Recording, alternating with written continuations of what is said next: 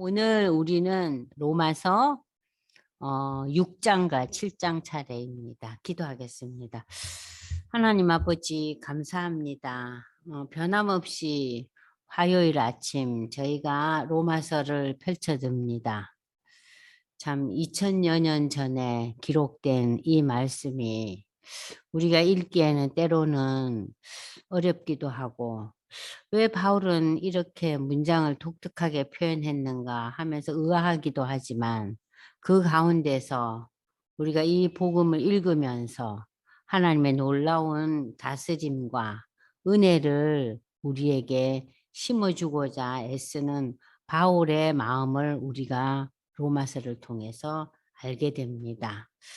하나님, 그 수천 년 전의 기록이 오늘 우리에게 전달되어 예수의 복음에 대한 이해가 더욱더 강렬해지고 확실해져서 우리의 믿음에 큰 유익을 주는 이 시간으로 주님 축복해 주시옵소서.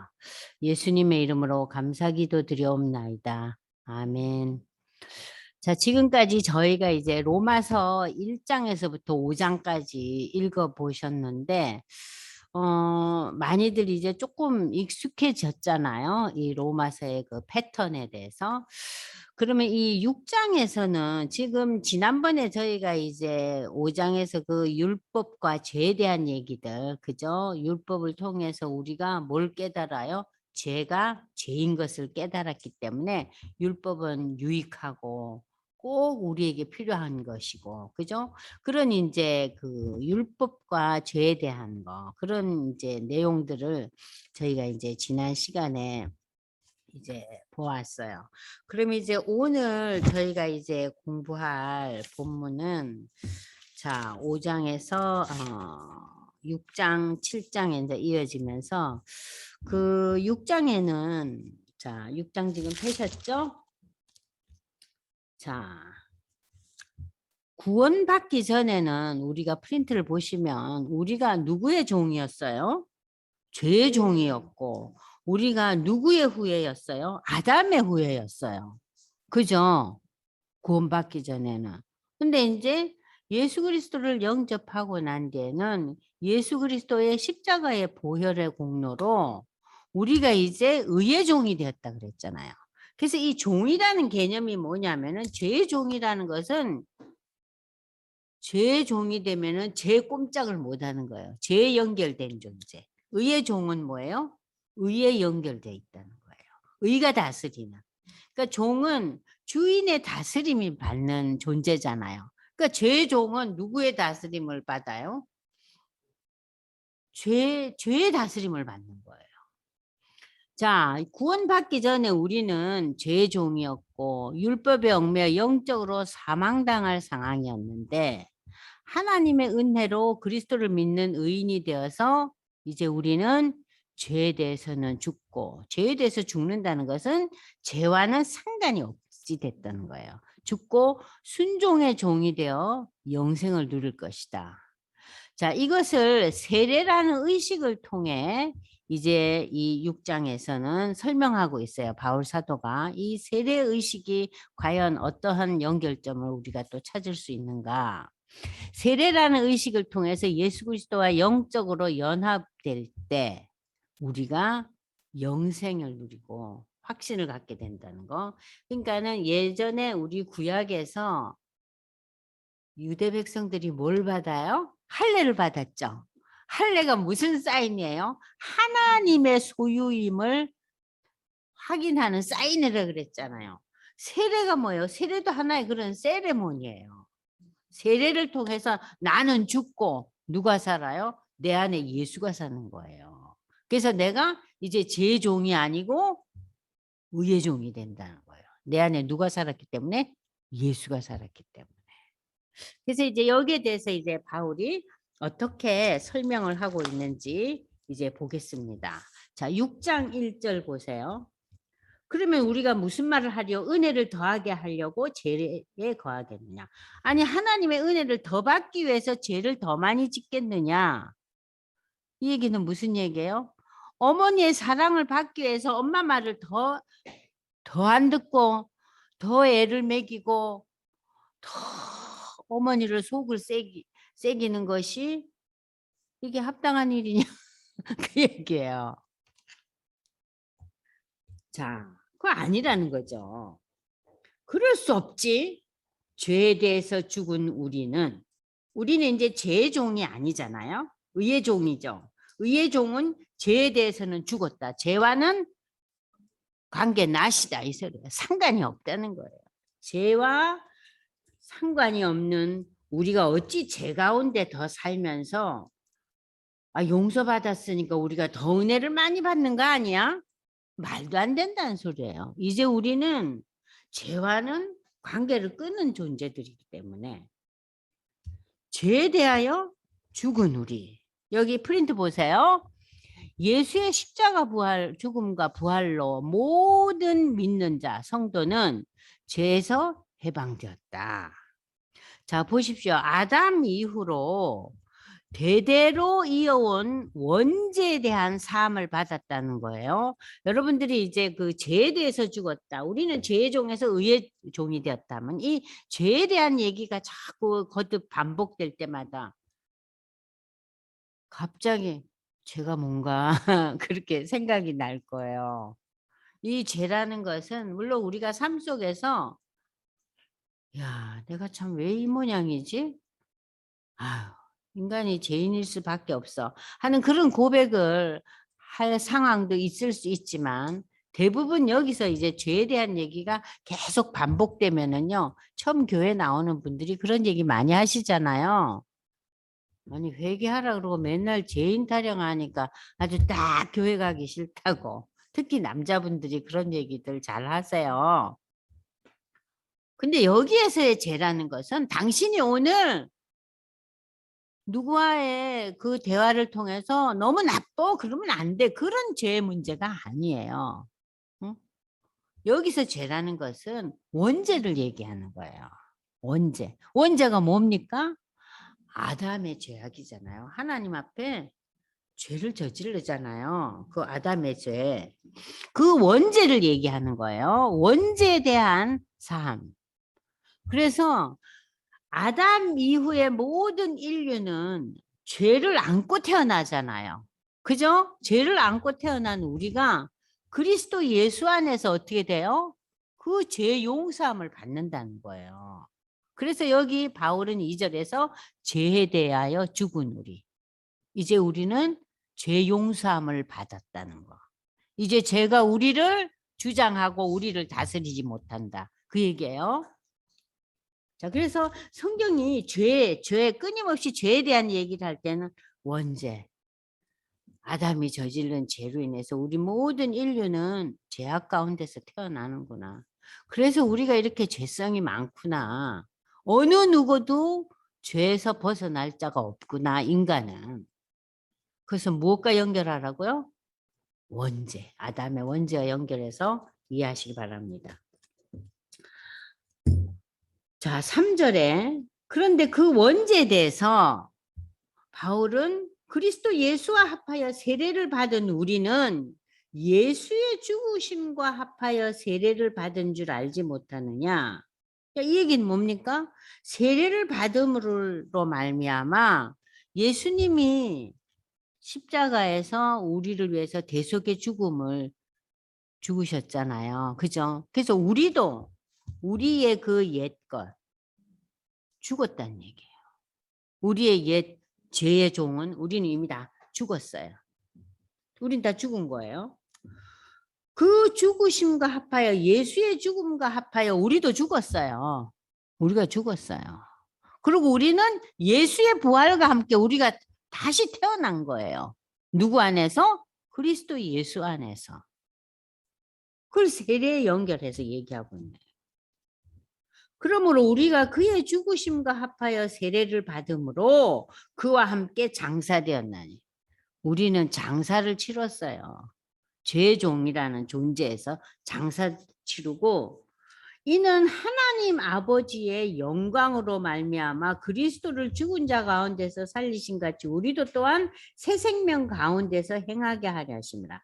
자, 여기에서 아버지의 영광이라는 단어를요. 가로하고 능력으로 여러분들이 이해를 하시면 훨씬 더 쉬워요. 그죠? 부활시키셨잖아요. 예수님을 부활시키셨잖아요. 그죠? 그러면 인류 역사상 하나님의 강권적인 능력으로 부활한 존재는 예수밖에 없잖아요. 이 부활을 통해서 하나님의 능력과 영광을 드러내셨어요. 그러면 하나님의 영광과 능력을 드러내시면서 우리에게는 무엇을 확정하셨다 그랬어요? 사랑을 확증하셨어요. 내가 이렇게 예수를 십자가에 죽이고 죽이면서까지 너희를 죄 용서함 받게 하겠다 하는 그 사랑을 너희에게 확증했다. 그리스도를 죽은 자 가운데서 살리신 같이 우리도 또한 살릴 거다. 우리도 또한 새 생명 가운데서 행하게 하려 하심이라. 그래서 이 새 생명 가운데서 행하게 한다는 것은 우리가 새로운 존재가 되었다는 얘기죠. 새로운 피조물이 되었다는 얘기죠. 그리스도 예수 안에서.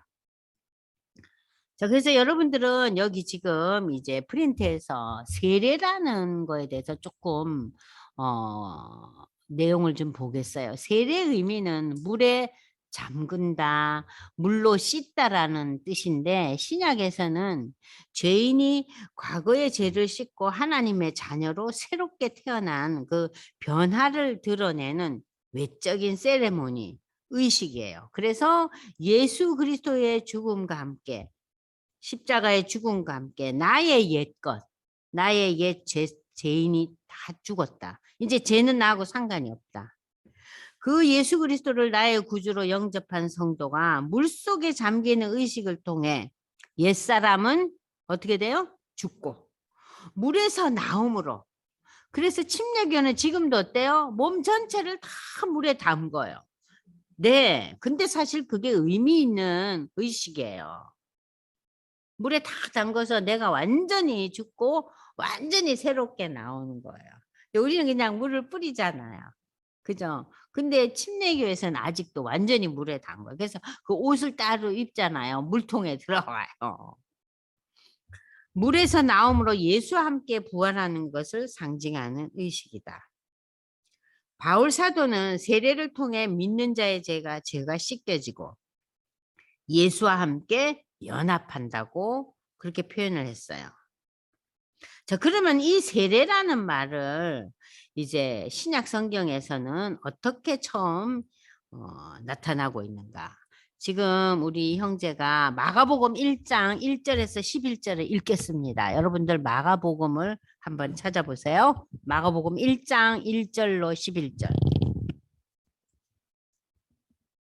마가복음 1장 1절입니다. 하나님의 아들 예수 그리스도의 복음의 시작이라. 선지자의 이사야의 글에 보라 내가 내 사자를 네 앞에 보내노니 그가 네 길을 준비하리라. 광야에 외치는 자의 소리가 있어 이르되 너희는 주의 길을 준비하라. 그의 오실 길을 곧게 하라.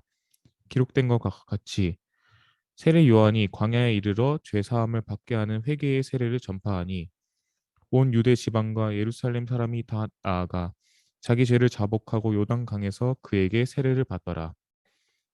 요한은 낙타털 옷을 입고 허리에 가죽띠를 띠고 메뚜기와 석청을 먹더라. 그가 전파하여 이르되 나보다 능력 많으신 이가 내 뒤에 오시나니 나는 굽혀 그의 신발끈을 풀기도 감당하지 못하겠노라. 나는 너희에게 물로 세례를 베풀었거니와 그는 너희에게 성령으로 세례를 베푸시리라. 그때 예수께서 갈릴리 나사렛으로부터 와서 요단강에서 요한에게 세례를 받으시고 곧 물에서 올라오실새 하늘이 갈라짐과 성령이 비둘기같이 자기에게 내려오심을 보시더니 하늘로부터 소리가 나기를 너는 내 사랑하는 아들이라 내가 너를 기뻐하노라 하시니라.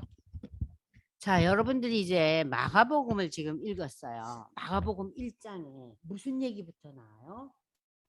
세례 요한이 광야에서 회개 세례를 전파하는 것을 우리가 읽게 돼요. 마가복음은 이렇게 시작돼요. 그럼 마태복음은 뭘로 시작되죠? 족보로 시작하죠. 그죠? 이 족보에서 누가 와요? 예수가 온다는 거예요. 근데 마가복음에서는 무슨 얘기부터 해요? 회개의 세례부터 하는 거예요. 응? 그러면서 여기에서 이 세례의 진정한 의미는 우리 옛사람이 죽는다는 것을 지금 이제 로마서에서 바울은 이야기하고 있는데, 이 마가복음에 나타난 세례의 의미를 또 찾아보면은 회개에다 집중하고 있죠. 그러니까 우리가 이 제3을 받기 위해서는 무엇이 따라야 돼요? 회개가 따라야 돼요. 그 회개가 다른 말로 표현하면 하나님, 내가 하나님 앞에 죄인입니다. 응? 내가 죄인입니다. 응? 아담의 모든 후예들이 죄 안에서 태어난다 그랬잖아요. 내가 비록 친구를 욕하거나 또 친구를 하고 부딪히거나 이러한 우리 인간관계 속에서 죄악도 저지르지만, 여기서 말하는 죄악은 그게 아니에요. 여기서 말하는 죄악은 뭐예요? 하나님 앞에 내가 죄인이라는 거예요. 그 원죄를 얘기하는 거예요. 이 원죄를 깨닫는 거. 그래서 내가 하나님 앞에 엎드릴 수밖에 없는 존재다. 그러니까 하나님 앞에 자복하는 거예요. 그러니까 이 인간의 그 죄악을 용서해 달라는 이 자복, 회개의 세례를 이제 여러분들이 머릿속에 담고, 그리고 난 뒤에 이 세례가 내 옛것은 죽고 아담으로 빚어진 내 옛것은 죽고 예수 안에서 내가 의인되는 거. 그 의식이 세례라는 거예요. 그래서 이 마가복음은 제일 먼저 무슨 얘기부터 나와요? 회개 세례가 나오고, 그 회개 세례가 나오고 난 뒤에 누가 세례 받으시는 장면이 나와요? 예수님이 세례를 받는데, 사실 예수님은 세례를 받으실 필요가 없죠. 예수님은 회개할 게 없지 않아요? 그죠? 예수님은 세례 받으실 필요가 없어요. 근데 왜 예수님이 세례를 받았느냐? 예수님이 세례를 받음으로 인해서, 여기 지금 무슨 얘기가 나와요? 예수님이 이 세례를 받을 때 하늘이 갈라지고 성령이 비둘기 같이 내려온다는 거. 그리고 하늘에서 하나님의 음성이 들리죠. 그죠? 그러면서 이제 온 지상의 사람들에게 예수가 하나님의 아들이시고 예수가 메시아임을 드러내는 거예요. 그러니까 예수님이 공생애를 시작하시기 전에 제일 먼저 하시는 일이 세례를 받으세요. 이 세례 받으실 때 세례 요한과 주위의 사람들에게 무엇을 드러내요? 신적인 존재인 것을 드러내는 거예요. 예수님은 세례 받아야만 되는 존재는 절대로 아니에요. 죄가 없으신 분이기 때문에. 그러나 이 세례 의식을 통해서 하늘에서 음성이 들리고 성령이 비둘기같이 임하고, 여기 삼위일체 역사가 일어나잖아요. 그죠? 천지창조에서 삼위일체가 역사하죠. 그죠? 자, 지금 예수님이 세례 받을 때 삼위일체가 임했어요. 그죠? 그것을 우리에게 보여주시는 거예요. 그러기 위해서 세례를 예수님이 받으시는 거예요. 세례 받으시고 광야에서 큰 시험을 겪으시잖아요. 그러고 난 뒤에 공생애가 시작돼요. 그러니까 이 세례라는 것이 굉장히 중요한 의식이에요. 자, 그러면 이제 이 바울 사도는 세례를 통해 믿는 자의 죄가 씻겨지고 예수와 함께 연합한다 그랬는데, 그러므로 세례는 신앙 공동체 교회 안에서 자신의 신앙을 공식적으로 공포하는 의식이기도 하지만, 그리스도 예수 안에서 내가 이제 새로운 삶, 죄인에서 의인의 삶을 살겠다는 다짐, 약속을 갖는 거예요. 자, 예수님께서도 승천하시기 전에, 예수님이 사역을 하시기 전에 세례 받으시고 광야에서 시험 받으셨는데, 예수님께서 승천하시기 전에 마태복음 맨 마지막 장에 세례에 대한 얘기를 하세요. 자, 여러분들 찾아볼까요? 자, 우리 형제가 지금 이제 마태복음 28장 19절에서 20절을 한번 읽어보시기 바랍니다. 이게 무슨 얘기가 나오나 잘 들어보세요. 마태복음 28장 19절입니다. 그러므로 너희는 가서 모든 민족을 제자로 삼아 아버지와 아들과 성령의 이름으로 세례를 베풀고 내가 너희에게 분부한 모든 것을 가르쳐 지키게 하라. 볼지어다 내가 세상 끝날까지 너희와 항상 함께 있으리라 하시니라. 자, 여러분들 이 마태복음 마지막 말씀은 여러분들이 사도행전 1장 8절의 말씀과 함께 다 암송하는 말씀들이에요. 여기에서 말씀을 가르치고 뭘 받으라? 세례를 받으라 그랬어요. 세례를 받으라고. 세례를 받으라고. 자, 이렇게 세례 의미에 대해서 우리가 조금 살펴봤어요. 그다음 이제 다시 또 로마서 6장으로 넘어갑니다. 자, 그러면 만일 우리가 그의 죽으심과 같은 모양으로 연합한 자가 되었으면 또한 그의 부활과 같은 모양으로 연합한 자도 되리라. 우리가 예수의 죽음과 함께 우리의 옛 죄인이 죽은 것처럼 예수의 부활과 연합된 자는 우리도 새로운 피조물이 됐다는 거, 부활한다. 그러면은 여기서의 그 부활로 연합한 자는 두 가지 의미가 있겠죠. 그죠? 자, 여기 보시겠어요? 프린트 보세요. 십자가에서 이미 우리 성도의 옛사람은 예수 그리스도와 함께 못 박혀 죽었죠. 그죠? 못 박혀 죽었어요. 십자가에서. 우리는 이제 다 죽었잖아요. 자, 이제 우리는 부활하신 그리스도 안에서 새로운 피조물이 되었어요. 여기 여러분들이 갈라디아서 2장 2절이 아니고 20절이에요. 20절에서 21절까지. 항상 이렇게 미스프린트가 많은지 모르겠어요. 이제 우리는 그리스도 예수 안에서 새로운 피조물이 되었다. 고린도후서에도 여러분들 기억하시죠? 이 말씀? 옛사람이 죽고 이제 그리스도로 옷 입은 거룩한 자가 새롭게 태어났다. 그러므로 연합한 자란 의미는 세례받음으로 그리스도의 죽음에 연합됨을 상징하며 또한 그리스도의 부활에 연합되어 다시 새 사람으로 부활함을 증거하는 말씀이에요. 이는 그리스도께서 마지막 날 재림하실 때 성도의 육체가 실제적으로 부활할 것과 이미 믿음 안에서 일어난 영적인 부활 사건 두 가지를 다 의미해요. 이게 무슨 얘기냐? 우리가 예수의 죽음과 연합되고 예수의 부활과 연합됐다. 그러면은 죽음과 연합됐다는 것은 우리가 이제 죄인에서 의인이 되었다는 거.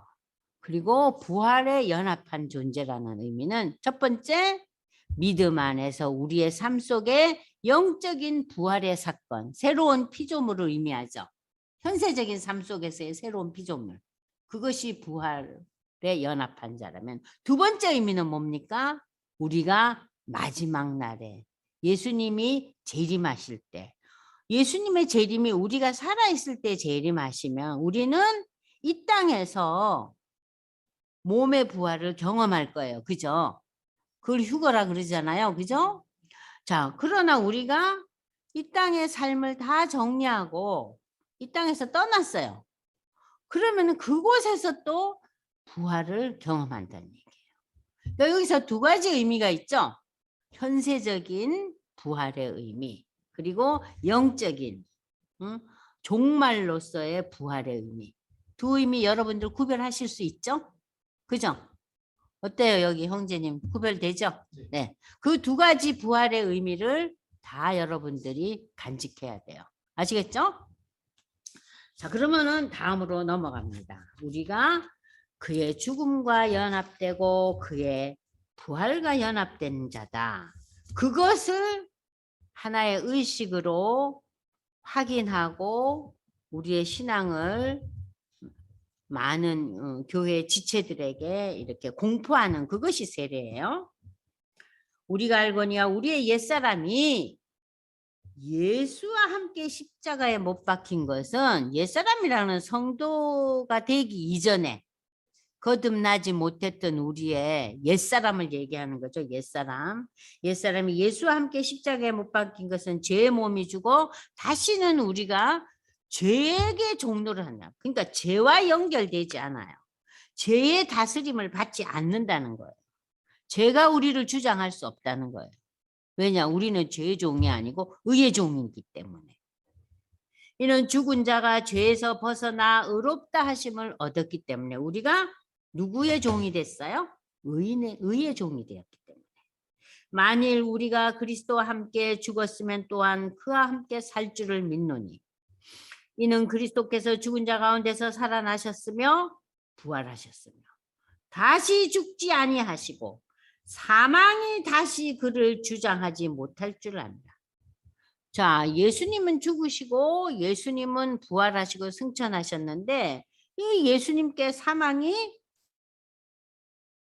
주장을 못해. 사망이 예수님을 다스리지 못했잖아요. 그래서 예수님은 부활하시고 승천하신 거죠. 그가 죽으심은 죄에 대하여 단번에 죽었다. 단번에 죽었다는 것은 영어로 표현하면 once and for all. 한 번이자 마지막이에요. 딱 한 번. 예수의 십자가의 죽음의 사건은 이래로 끝났죠. 구약의 제사장들, 대제사장들의 그 속죄의 제사. 응? 제사는 어때요? 번제를 드리고 화목제를 드리고 속죄제를 드리고 속건제를 드리고 소제를 드리는 거. 수도 없이 반복되는 제사를 드렸죠. 그죠? 얼마나 많은 제사를 드렸어요. 그러나 예수의 제사는 단번에 끝났다. 이래로. 여기 프린트 보세요. 제사는 해마다 반복해서 드렸지만 그리스도는 인류를 위한 속죄 제사를 단번에 영원히 드렸다. 그러므로 이제 더 이상 구약 시대와 같은 반복적인 제사를 우리는 드릴 필요가 없다. 여러분들 히브리서 한번 찾아보겠습니다. 히브리서 7장 27절로 28절 우리 형제가 한번 읽어보겠어요. 예, 히브리서 7장 27절입니다. 그는 저 대제사장들이 먼저 자기 죄를 위하고 다음에 백성의 죄를 위하여 날마다 제사 드린 것과 같이 할 필요가 없으니 이는 그가 단번에 자기를 드려 이루셨습니다. 네. 이어서 여러분들도 거기 제가 표기를 안 했는데 표기하세요. 이어서 9장 27절 28절도 한번 읽어보세요. 9장 28 똑같아요. 네, 9장 27절입니다.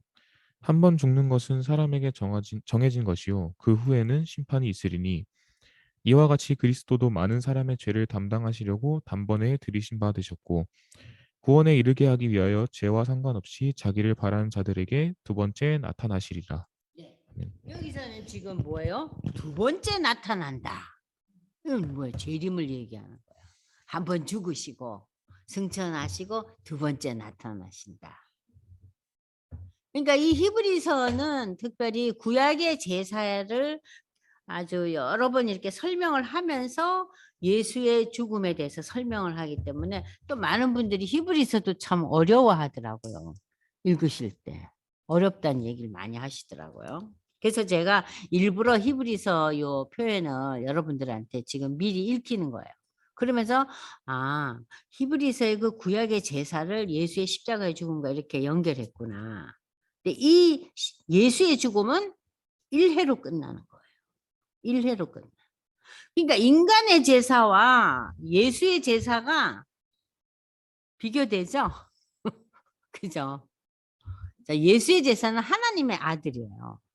인간의 제사는 뭐예요? 개인이 시대마다. 근데 이것은 시대를 초월한 인류를 위한 once and for all. 모든 사람을 위한.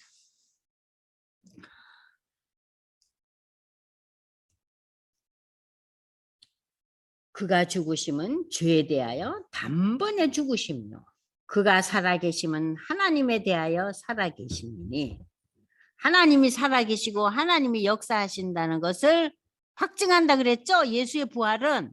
그죠? 그래서 그 예수의 부활을 통해서 우리는 하나님의 능력이 드러나고 아까 4절에서 뭐라고 그랬어요? 하나님 아버지의 영광이 드러난다 그랬어요. 아시겠죠?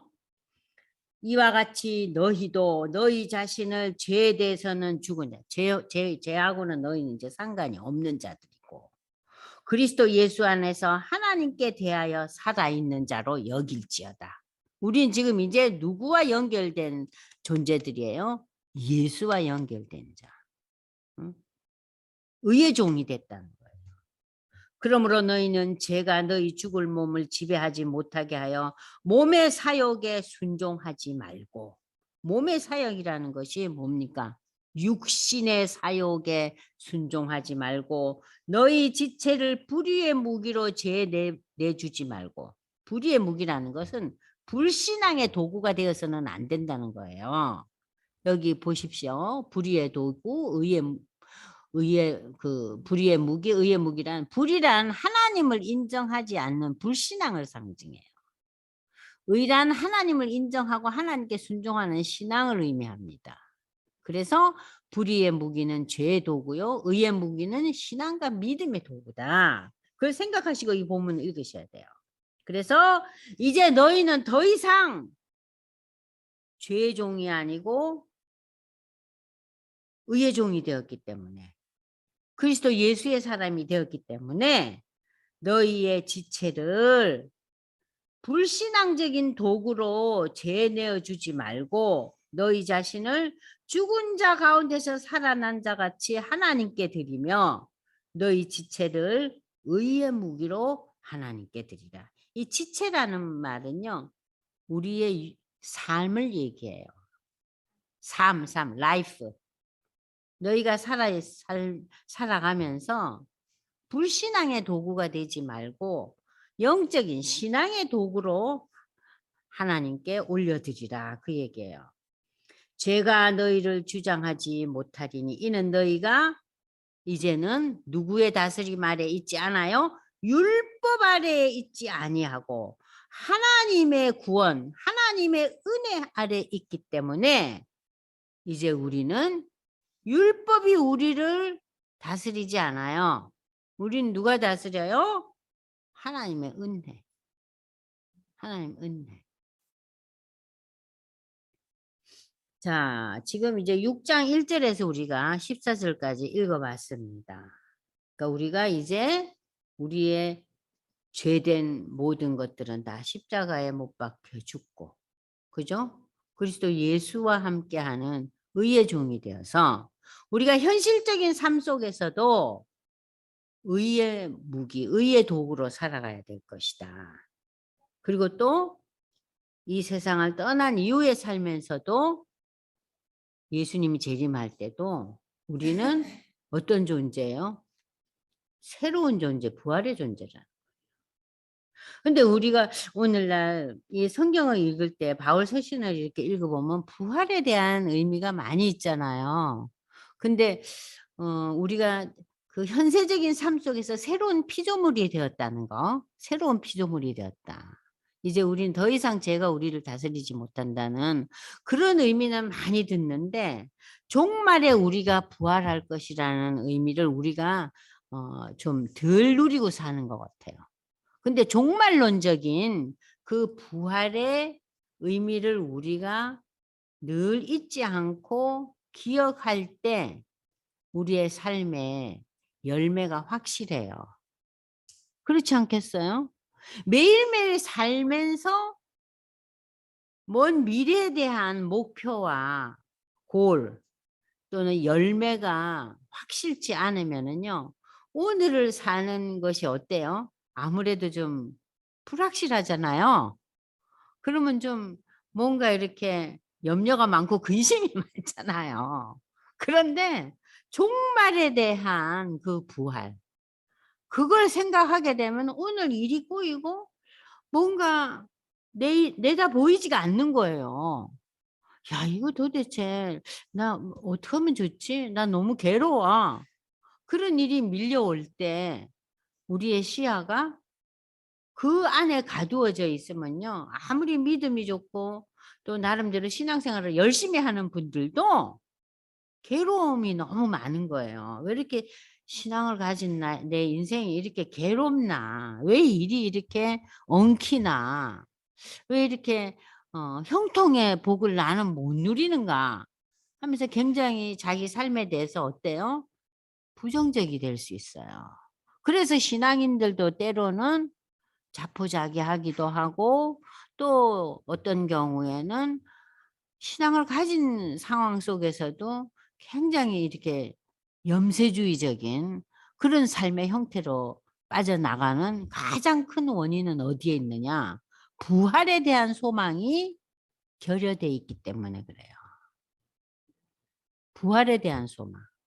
이 부활에 대한 소망이 있어야만이 우리가 오늘을 아주 자신감 넘치게 기쁜 일이 없다 해도 우리가 좌절하지 않아요.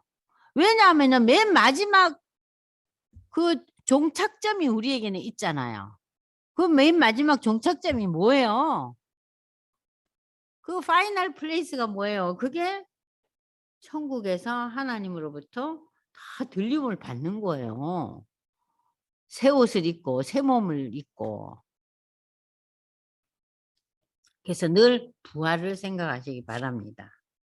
15절로 읽습니다. 그런 적 어찌하려 우리가 법 아래 있지 않고 은혜 아래 있으니 그러면은 죄를 더 지을 거냐? 말도 안 된다.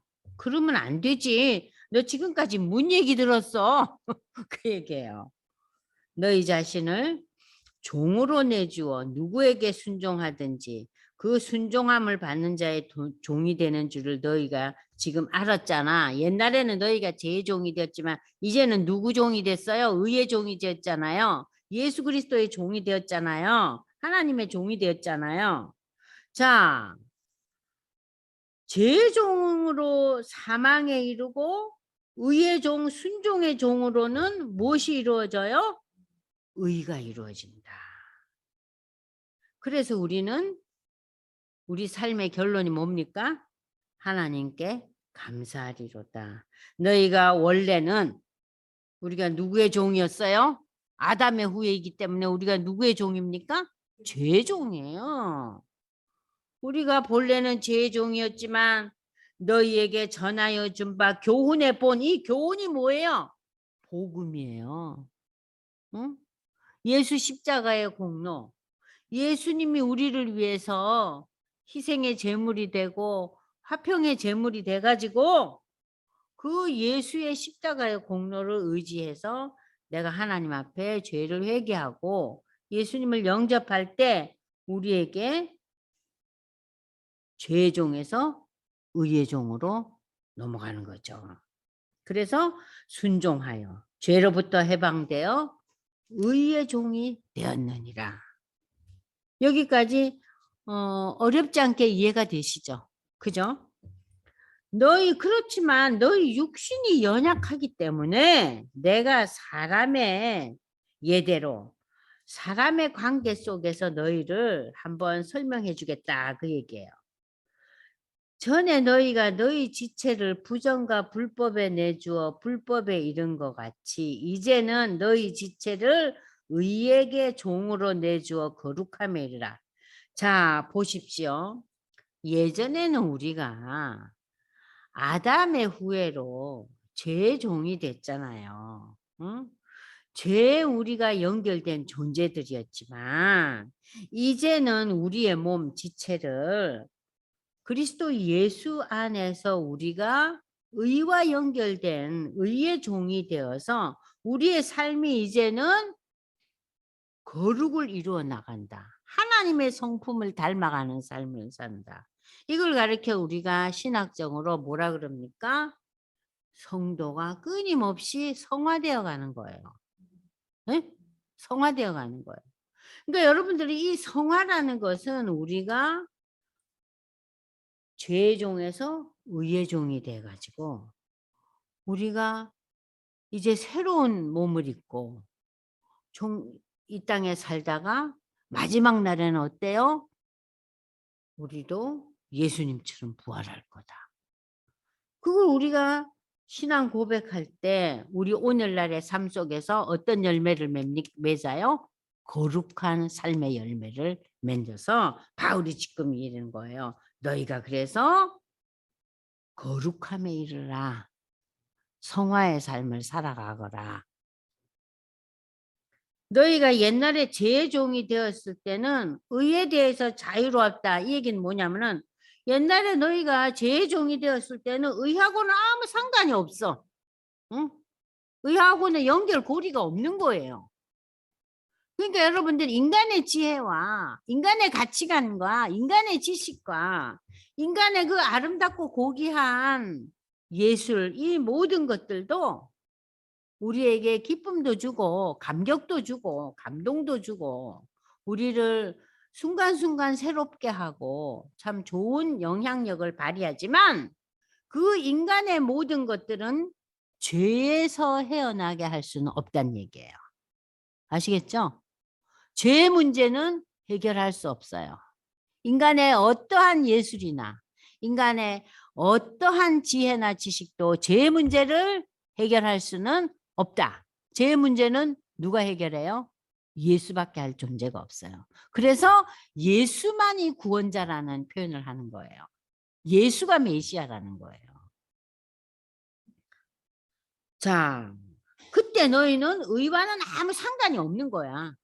죄의 문제를 해결하지 못했기 때문에. 너희는 그때 무슨 열매 맺었는 줄 아냐? 너희는 그때 열매가 사망이요. 죄의 결과가 뭡니까? 사망 아니에요? 그런데 이제 너희가 예수를 믿고 난 뒤에 의의 종이 되고 나니까 그 일을 부끄러워하는 거예요. 어마, 우리가 죄인이네. 그 마지막이 사망이라는 것을 우리가 의인이 되고 난 뒤에 부끄러워하고 야, 제 결과는 사망이구나 하는 것을 알게 되는 거예요. 그래서 예수를 믿지 않는 사람들은요. 죽고 나면 끝이지 뭐가 있어. 그저 지금 살았을 때 좋은 거 많이 누려. 그게 보통 사람들의 얘기 아니에요? 그죠? 우리 건강하게 재밌게 살다가 이 땅에서 응? 그러니까는 예수라는 존재에 대한 그 믿음의 영역이 없는 사람들은 이 땅에 살면서 무엇을 원해요? 편하고 병 없고 잘 누리고 재미나고 그런 삶을 누리면서 이제 그러고는 끝이라는 거예요. 왜냐하면 죄의 결과 인간은 뭐예요? 죽는 거니까. 더 이상은 이제 없는 거예요. 죽고 나면 그뿐인데. 그 얘기들 많이 하잖아요. 저희들이 친구들 모임에 가서도요. 예수를 안 믿는 친구들의 경우에는요. 참 나름대로 의지가 강하고 참 본받을 만한 사람들도 있어요. 나름대로 지혜롭고 경우도 바르고 응? 성실하고 좋은 점을 많이 가졌어요. 그러나 죽음 이후에 대해서는 해답이 없어요. 답이 없어요. 그냥 갑자기 뭔가 말할 거리가 없는 거예요. 죽음 이후에 대해서. 그냥 이 땅에서의 살면서 모든 것을 다 올인하는 거예요. 자, 그러나 이제는 너희가 죄로부터 해방되고 죄하고 우리가 상관이 없는 존재들이에요. 그죠? 이제 우리는 원죄에서 벗어났어요. 하나님의 종이 되어 의의 종이 되어 거룩함에 이르는 열매를 맺었으니 그 마지막 열매가 뭐예요? 그게 영생이에요. 참 바울이 글 너무 잘 쓰죠? 그죠? 좀 복잡하게 이 소리 했다 저 소리 했다 왔다 갔다 하지만 어때요 형제? 예? 참 글을 너무 잘 쓰죠. 똑같은 얘기를 강조하면서 되풀이하면서 우리에게 지금 뭘 심어줘요? 믿음을 심어주는 거예요. 제 종은 뭐고 의의 종은 뭐고 너희 몸이 다시 사는 부활이 무엇이고 근데 왜 너희가 이렇게 현세적인 이 삶에 집착하느냐 그 소리예요. 자 그러면서 23절 그 유명한 얘기죠. 죄의 싹슨 사망이요 하나님의 은사 선물은 그리스도 예수 우리 주 안에 있는 영생이니라.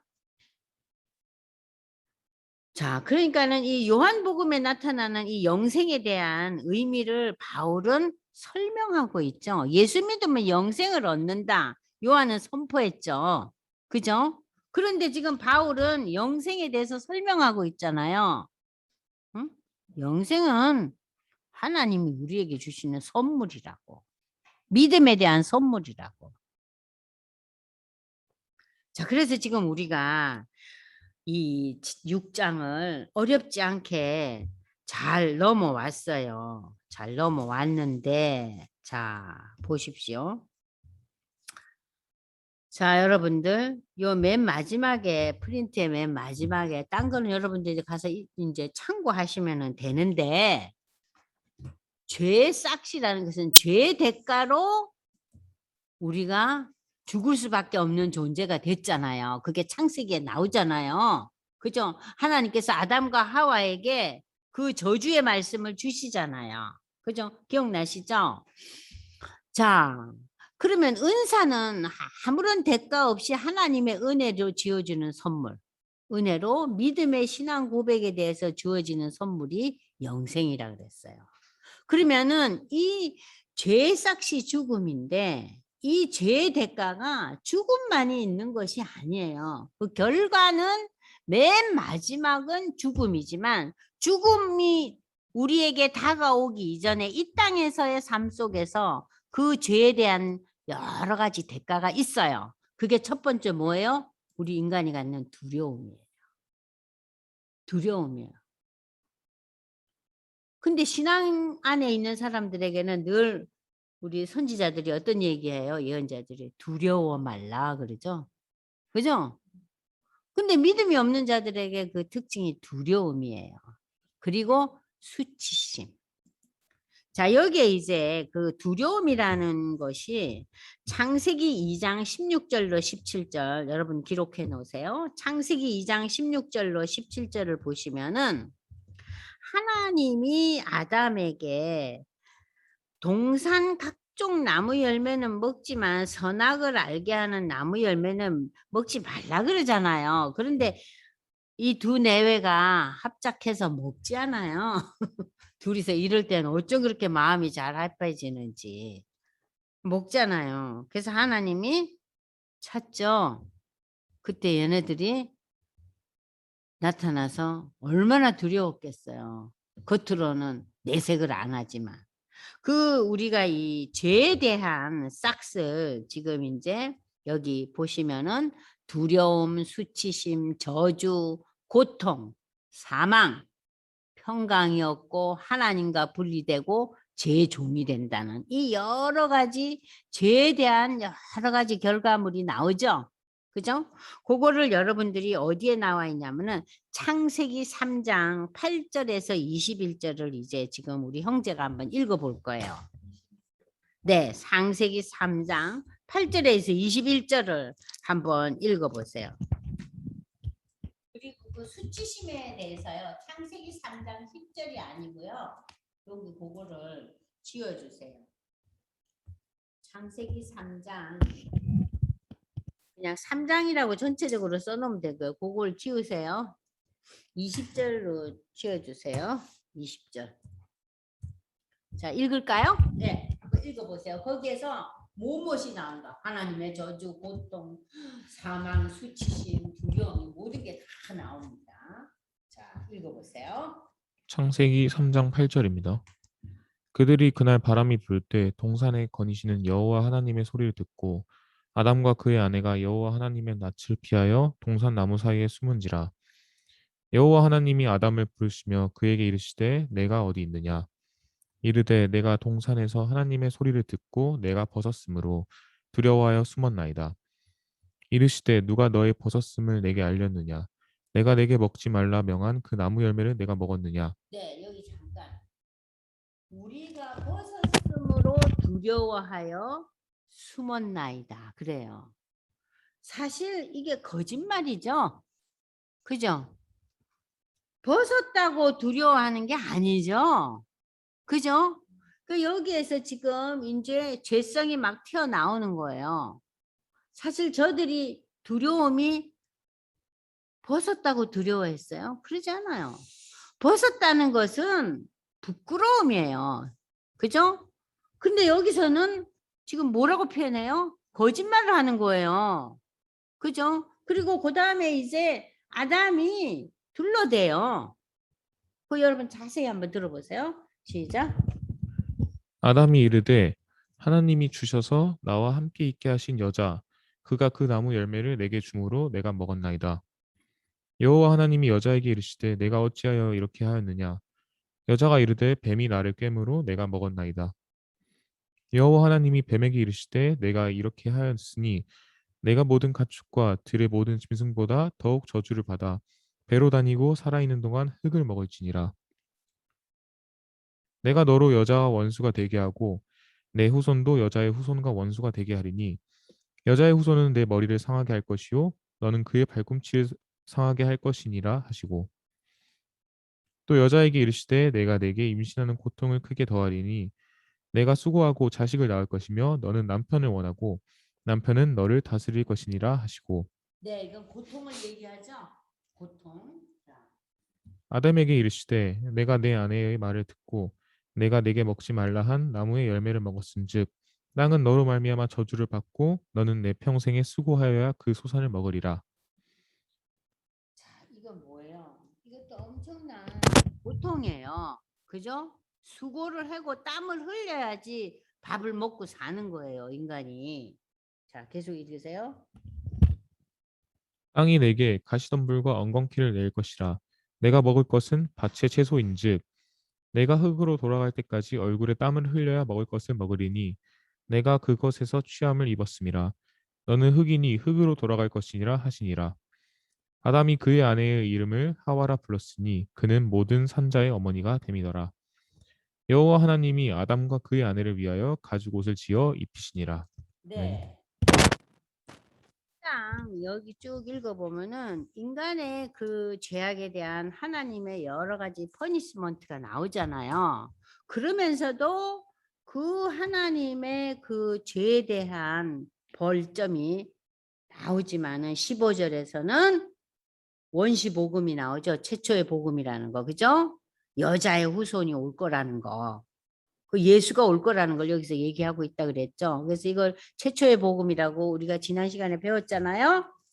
자, 그 가운데서 이제 많은 뭐 저주와 고통과 괴로움을 주면서 땅이 뭐가 있어요? 야채가 그냥 채소가 있지 않고 온갖 가시덤불과 엉겅퀴가 뭐예요? 야채가 그냥 자라면 얼마나 편하고 그 땅의 소산을 우리가 기쁨으로 맞이할 텐데 그냥 잡초가 그냥 계속 끼니까 얼마나 인간이 수고하고 고통스럽습니까? 그죠? 하나님의 저주예요. 벌이에요. 응? 그리고 흙으로 돌아갈 때까지 흙으로 돌아간다는 게 죽는다는 소리 아니에요. 그죠? 흙으로 돌아갈 때까지 땀을 흘린다는 거예요. 응? 그리고 너는 흙이니 흙으로 돌아간다. 흙이니 흙으로 돌아간다. 이 죽는다는 소리예요. 그렇게 하나님께서 저주를 주시고 우리에게 여러 가지 그냥 어려운 그 여러 가지 상황을 지금 설명하시지만 3장 15절에서 최초의 복음을 선포하셨고 그 다음에 이어서 21절 하나님이 아담과 하와를 위해서 뭘 입히셨어요? 가죽 옷을 입히셨어요. 그러니까는 이 아담과 하와가 이 죄악을 저지르기 이전에는 옷을 입지 않았어요. 옷을 입지 않았어요. 옷을 입지 않아도 더위나 추위나 동물의 그 여러 가지 이런 거에 대해서 전혀 문제가 될 게 없는 거예요. 문제가 될 게 없는 거예요. 근데 이제 이 아담과 하하가 이 22절에서 24절에 보면은 이제 그 에덴 동산에서 쫓겨나잖아요. 그죠? 쫓겨나요. 그러면서 이제 세상으로 나가게 되잖아요. 그 세상으로 나가기 전에 하나님께서 가죽 옷을 입혀주셔요. 그러니까 하나님께서는 벌도 주시고 저주도 주셨지만 저들이 생육하고 번성할 수 있게끔 무엇을 주셨어요? 옷을 입혀주셔요. 가죽 옷을 입혀주셔요. 그러니까 하나님께서는 항상 인간의 죄악에 대해서도 그 죄악에 대한 그 세상으로 나감에 대한 그 후속 조치를 늘 준비해 주셨어요. 그죠? 가죽 옷을 입혔어요. 가죽 옷을 입혔으면 누군가가 죽었겠죠? 그죠? 그죠? 동물이 죽었을 거 아니에요. 그죠? 그 우리를 위해서 하나님께서 가죽 옷을 준비해 주시고 어디로 내쫓아요? 세상으로 쫓았어요. 참 이러한 본문들은 하나님이 어떠하신 분인가? 에덴에서 내쫓지만 우리에게 다 준비해 주시는 거예요. 그래서 여기에서 결국은 죄의 싹시, 죄의 문제 때문에 지금 이 창세기 3장에 나오는 이 본문이 무슨 얘기예요? 원죄에 대한 얘기 아니에요. 그죠? 그러니까 원죄에 대한 여러 가지 하나님의 그 저주와 벌이 나오지만 하나님의 긍휼과 사랑도 함께 나와요. 그러나 본문에서 이 로마서의 그 6장에서의 본문에서 바울의 포인트는 죄의 결과로 인간이 죽는다는 거. 죽을 뿐만 아니라 여러 가지 어려움을 겪는다는 거예요. 자, 좀 이해가 되셨어요? 적용 포인트 갑니다. 성도는 예수 그리스도와 연합하여 성령의 인도하심을 따라 죄에 대해서는 죽었고 의에 대해서 살아야 한다. 자, 이것은 우리의 그 성도의 삶은 세례받을 때 그 이례적으로 그걸 우리가 고백하고 감격하는 이례적인 사건이 돼서는 안 되죠. 이어져야겠죠. 그죠? 이어지는 그 과정을 뭐라 그래요? 성화의 과정이에요. 가정으로 일평생 이어져야 된다. 믿음으로 하나님께로부터 의인이라 칭함받는 이례적인 이신칭의.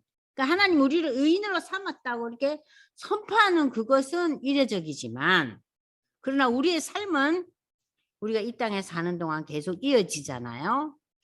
이러한 삶을 바울 사도는 너희 지체를 의의 무기로, 이 옛날 성경에서는요 이걸 병기라고 써 있어요. 의의 무기로 고치세요. 제가 옛날 성경을 그대로 갖다가 써가지고 요거는 고치시기 바랍니다. 의의 무기로 하나님께 드리라고 표현하고 있다. 하나님께 순종하여 자신의 몸을 산 제물로 드리는 삶을 가리킨다.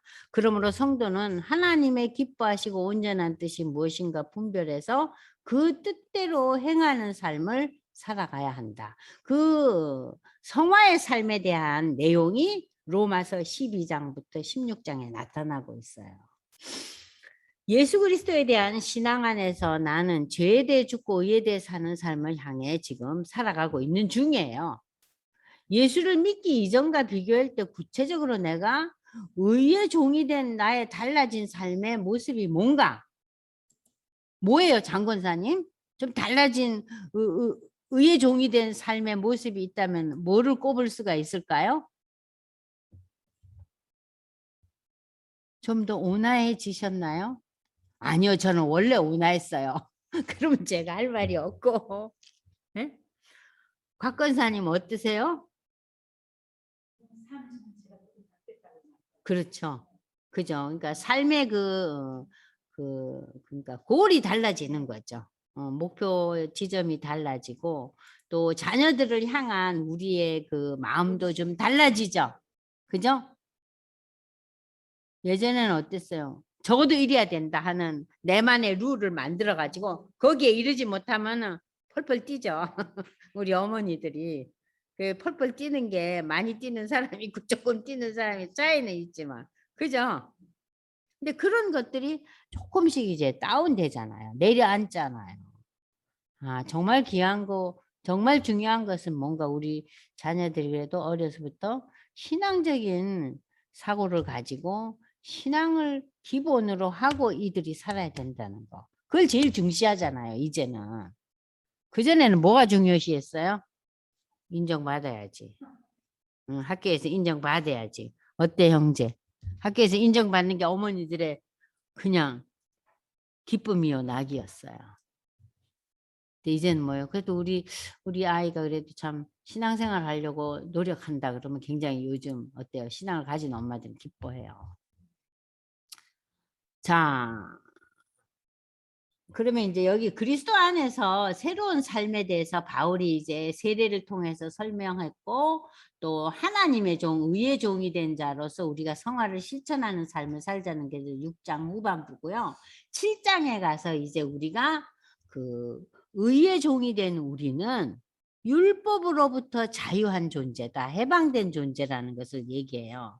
그럼에도 불구하고 우리 인생이 참 왜 이리 고달프냐, 내가 너무 힘들다 하고 바울이 참 현실 속에서 그리스도인들이 겪는 여러 가지 어려움들을 토로하면서 신앙인이 갖는 또 괴로움, 어려움들을 아주 솔직하게 얘기하는 것이 7장 후반부예요.